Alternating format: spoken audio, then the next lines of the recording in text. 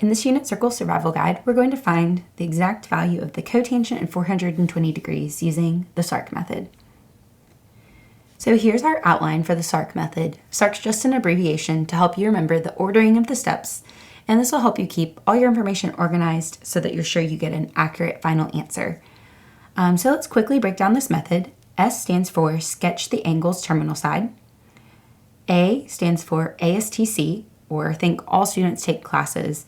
And this little acronym helps you know which trig functions are positive in each quadrant so that you can decide if your final answer should be positive or negative. The R stands for reference triangle, so you'll find the reference angle and then the special right triangle and coordinates that go with that. And C stands for calculate the trig ratio. So we'll do this for the cotangent of 420 degrees. Okay, we're going to start by sketching the angle. We're really just going to sketch the terminal side. So a couple things to notice about this angle, 420 degrees. The first thing is that it's positive, so we know we're rotating in the counterclockwise direction. And then the second thing is that it's more than one rotation. And so to more easily sketch its terminal side, we want to find a coterminal angle.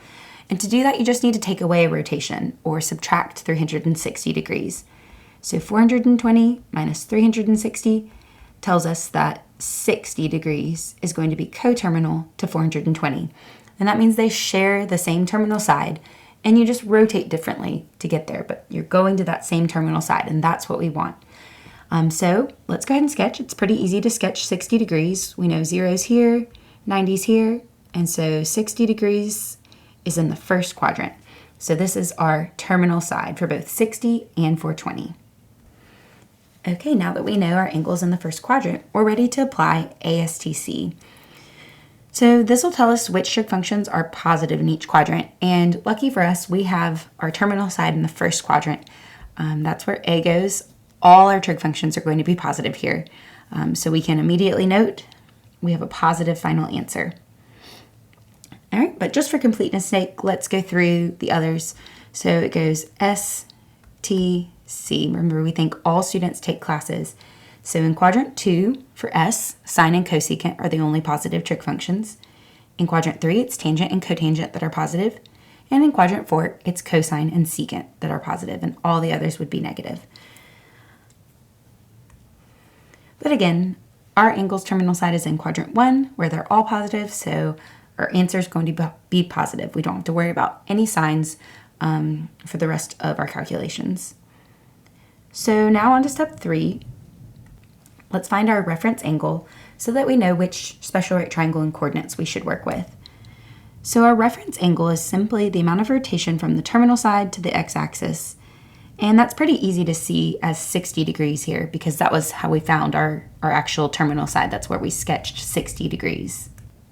So with a reference angle of 60, we know we're working with the special right triangle that's 60, 30, 90. Okay, and so that is the special right triangle that has the shorter leg as its horizontal leg and the longer leg as its vertical leg. So the coordinates that pair with that are 1/2 and square root of 3 over 2. And we know that from our special right triangle knowledge. And now that we have these coordinates, we can calculate our trig ratio. So on the unit circle, we know the cotangent of an angle is going to be the x-coordinate divided by the y-coordinate. And so now we can make that calculation. So we have 1/2 divided by root 3 over 2. So it's really going to help us to write this out. So we have 1/2. We're dividing by a fraction, so let's multiply by its reciprocal. So we're going to multiply by 2 over square root 3. We see we have some common factors that can cross cancel. We have a common factor of 2, so those reduce to 1s. And we're left with 1 over square root 3, which of course we want to rationalize. So multiply by root 3 over root 3. And we finally see that this will simplify down to square root of 3 over 3. Remember from the second step, it's positive.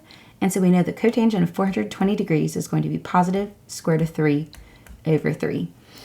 A quick note about that calculation, eventually you'll get to the point where you simply know that 1/2 divided by root 3 over 2 is going to simplify to root 3 over 3, but it never hurts to make the calculation if you're unsure. So that's all there is to it. This is finding an exact value using the S.A.R.C method. I'll post a link to more worked examples in the video description, And I'll also post a link for a playlist that has help for any of the individual skills or unit circle basics that you may want to check out as well. Thanks so much for watching, and good luck with your exact values.